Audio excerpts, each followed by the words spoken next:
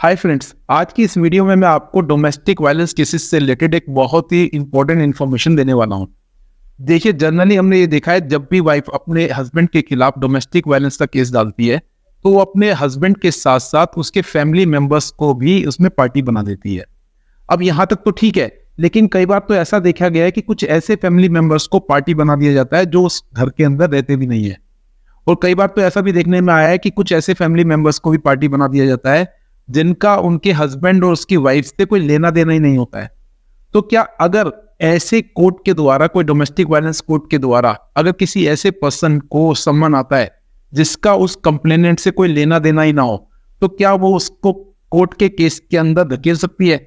और क्या वो पर्सन कोई एप्लीकेशन लगा करके अपना नाम उस केस से निकलवा सकता है? जी हाँ, बिल्कुल। तो आज की इस वीडियो में मैं आपको डिटेल इन्फॉर्मेशन दूंगा किस तरीके से वो पर्सन जिसका नाम डोमेस्टिक वायलेंस केस के अंदर डाल दिया गया है वो कैसे अपना नाम उस केस में से निकलवा सकता है। देखिए, सबसे पहले तो ये समझ लीजिए कि कोर्ट के द्वारा किसी भी डीवी केस के अंदर सम्मन जब भी भेजा जाता है जब किसी पर्सन का उस कंप्लेनेंट से कोई लेना देना होता है। सबसे पहले तो कोर्ट हस्बैंड के अलावा किसी को भी सम्मन भेजने से पहले उस केस में डिटेल इंसिडेंट रिपोर्ट मंगाती है। अब इस डिटेल इंसिडेंट रिपोर्ट को गवर्नमेंट के द्वारा अपॉइंट करे गए ऑफिसर के द्वारा बनाया जाता है।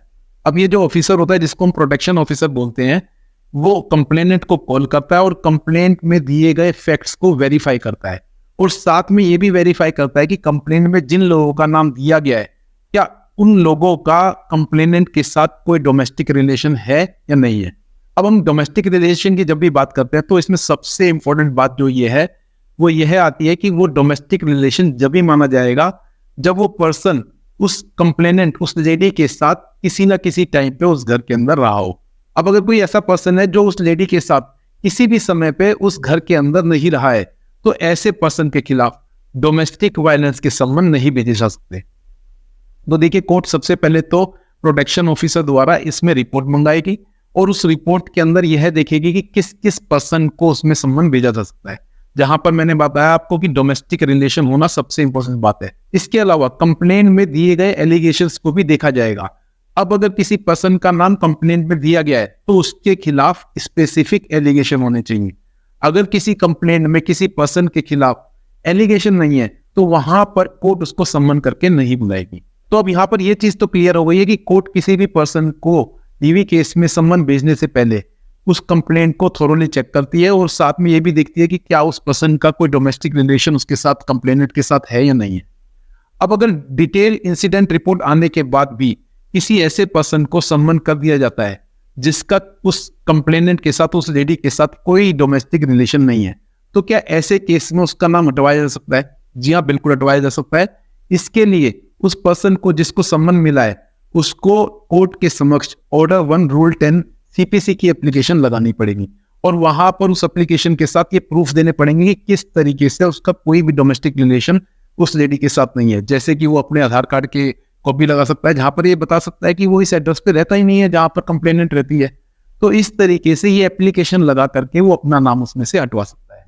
अब आप कहेंगे कि 110 की एप्लीकेशन तो सिविल प्रोसीजर के अंदर चलती है जबकि डोमेस्टिक वायलेंस केस तो क्रिमिनल कोर्ट द्वारा सुना जाता है। तो ये सिविल प्रोसीजर की 110 की एप्लीकेशन क्रिमिनल कोर्ट में कैसे लगेगी? देखिए, मद्रास हाई कोर्ट की एक जजमेंट है जिसका नाम है पी पद्मनाथम वर्सेस वी मोनिका। इस जजमेंट के अंदर डीवी केस को लेकर के सर्टेन गाइडलाइंस बनाई गई है जहां पर यह भी बोला गया है कि अगर किसी पर्सन का नाम गलत तरीके से डीवी केस के अंदर डाला गया है तो वो अपना नाम डिलीट कराने के लिए कोर्ट के समक्ष 110 की एप्लीकेशन लगा सकता है। और मैं आपको बता देता हूं, डोमेस्टिक वायलेंस केस जो होते हैं ये क्वासी क्रिमिनल, क्वासी सिविल होते हैं।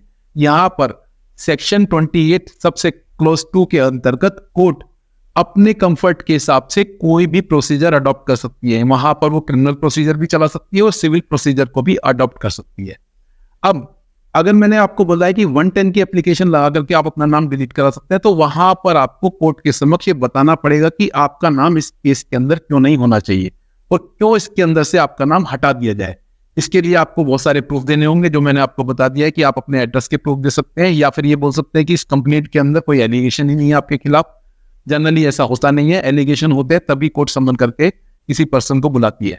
तो मेन जो बात रह जाती है वो डोमेस्टिक रिलेशन को लेकर के रह जाती है। अगर आप कोर्ट में ये प्रूव कर सकते हैं कि आपका उस कंप्लेनेंट के साथ कोई डोमेस्टिक रिलेशन नहीं है तो कोर्ट आपका नाम उस केस में से हटा सकती है। अब अगर 110 के अलावा कोई ऑप्शन अगर हम बोलते हैं तो वो एक आपके पास ऑप्शन है, वो है कोर्ट ऑफ सेशन के अंदर आप सम्मन को ही चैलेंज कर दीजिए। सेक्शन 29 डीवी एक्ट के अंतर्गत आप सेशन कोर्ट के अंदर अपील फाइल कर करके आप उस सम्मन के ऑर्डर को भी चैलेंज कर सकते हैं जिसके अंतर्गत आपको कोर्ट में बुलाया गया है। एक ये भी तरीका है। इसके अलावा अगर आपको लगता है कि 110 की एप्लीकेशन भी नहीं लगानी है, आपको कोर्ट ऑफ सेशन में जाकर के 29 के अंतर्गत अपील भी नहीं फाइल करनी है, तो डायरेक्टली आप हाई कोर्ट को भी अप्रोच कर सकते हैं और भारतीय नागरिक सुरक्षा संहिता के सेक्शन 528 के अंतर्गत हाई कोर्ट में क्वेश्चन फाइल करके आप ऐसे सम्मन को चैलेंज कर सकते हैं और ऐसी प्रोसीडिंग को ड्रॉप करा सकते हैं। तो दोस्तों आज मैंने आपको बताया कि किस तरीके से अगर आपको डोमेस्टिक वायलेंस केस के अंदर गलत तरीके से सम्मन करके कोर्ट में बुलाया गया है तो आप उसको चैलेंज करके अपना नाम हटवा सकते हैं।